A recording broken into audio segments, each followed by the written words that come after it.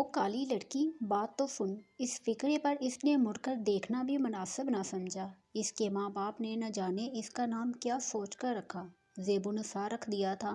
ہوش سنبھالتے ہی اس نے سب کے منہ سے اپنے لیے کالی کا نام ہی سنا تھا۔ بچپن میں بھی جب کوئی کھیل کھیلتے تو اس کے حصے میں سب سے گھٹیا مقام ہی آتا، کیونکہ وہ کالی تھی۔ اس کی رنگت باقی بہن بھائیوں کے مقابلے میں اتنی کالی کیوں تھی؟ اس کا شکوہ اس نے ہر رات تکیے پر سر رکھ کر اللہ سے کیا تھا، مگر اس کا جواب اس کو کبھی نہ ملا تھا۔ بچپن میں جب بھی اس کی ماں اس کے لیے کپڑے بناتی، اس کے حصے میں سب سے برا رنگ آتا، کیونکہ اس کی ماں کا یہ ماننا تھا کہ وہ کچھ بھی پہن لے، لگنا تو اس نے برا ہی ہے۔ کبھی کالی، کبھی چڑیل اور کبھی اس کو کالی ماتا کے ناموں سے پکارا جاتا تھا۔ ان ناموں میں اس کا اصل نام نہ جانے کہاں کھو گیا تھا۔ جوانی کی حدود میں جب اس نے قدم رکھا تو اس کی یہ کالی رنگت قدرے کم ہو گئی اور آئینہ دیکھ کر اسے بھی اپنا آپ اچھا لگنے لگا۔ مگر اس کے باوجود جو بھی رشتے والی آتی، اس کی چھوٹی بہن کو پسند کر لیتی اور اس کو اس کی رنگت کے سبب دھتکار دیا جاتا۔ یہاں تک کہ اس کی جوانی ڈھلنا شروع ہو گئی۔ تعلیمی میدان میں اچھی پوزیشن کے باوجود اس کی رنگت اس کے لیے ہر محاذ پر آڑے آتی رہی۔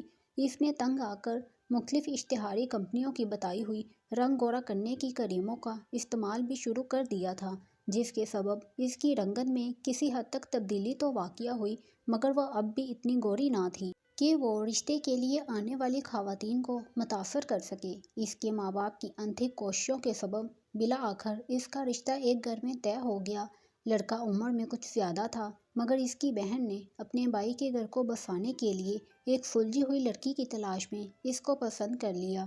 لیکن یہ بات اس کو شادی کے بعد پتہ چلی کہ اس کی نند کی خواہش تھی کہ اس کی بھابھی اس سے دبی رہے، تاکہ وہ شادی کے بعد بھی بھائی کے گھر پر اپنا دباؤ برقرار رکھ سکے۔ اس کے شوہر نے گھونگھٹ اٹھاتے ہی اس کو ناپسند کر دیا اور کہہ دیا کہ وہ نہیں چاہتا کہ اس کے بچے بھی اسی کی طرح کالے ہوں، وہ اسے ماں نہیں بننے دے گا۔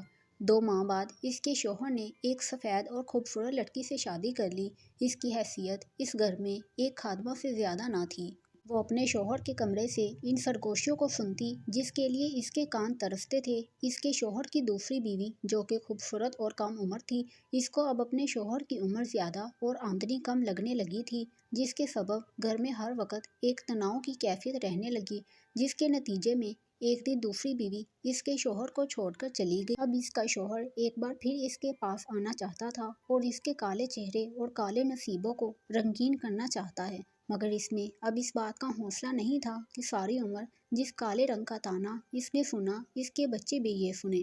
اس لیے اس نے اپنے شوہر کے بڑھے ہوئے ہاتھ کو جھٹک کر اپنا سامان باندھنے کا فیصلہ کر لیا، تاکہ دوبارہ اس جیسی کوئی لڑکی کو دوبارہ اس امتحان سے نہ گزرنا پڑے۔